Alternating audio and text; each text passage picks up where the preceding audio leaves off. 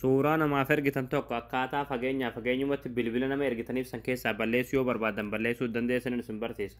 Suuraas ta'ee viidiyoos ta'ee waan tokko namaaf ergitanii yoo haalli nama sanidhaa isinitti hin tolin yoo namni sun isinitti jijjiirame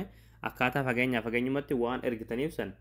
bilbila nama sanii san keessaa siistamaa nama sanitti agarsiisu kana fayyadamuudhaan balleessuu dandeessan isin barsiisa. Egaa daawwatan kiyya waan kana akka baay'een argeetti fayyadamu viidiyoo kan laakchii ergoon jalqabaan afaa duraan hordofa. Aappii tokko bilbila keessatti gad buufachuuf isin barbaachisa. Aappii kanaas gad buufachuudhaaf as Google Chrome keessatti galtanii achi booda bakka sarchii irratti tokkoof kilikni gootu achi booda bakka sarchii irratti gola oromiyaatti ni barreessanii gola oromiyaa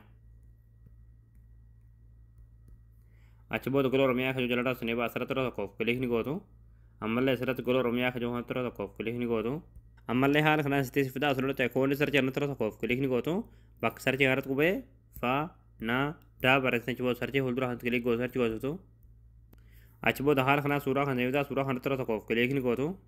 achi booda aappii gad buufachuudhaaf suuraa loltaa gad deemtu oltaa madeemsa manumaati achi booda dhumarratti kan lamadii waan kan barraa yaappii as tokko buufadhaa akka jojolatti daawuloor fayyadurtee daawuloor kan tutaniiti aappii kana biloo keessatti gad buufatanii ayya daawwatan kiyya aappii gad buufatanii yeroo galtan aappiin imeelii isin gaafata jechuudha imeelii isa keessan osoo hin taane imeelii bilbila nama saniitiif paaspoortii bilbila nama saniidhaatti guutanii achi booda asirratti nakistii kan kilik gootu ayya daawwatan kiyya achi booda haala kanaan bilbila nama saniidhaa isiniif jechuudha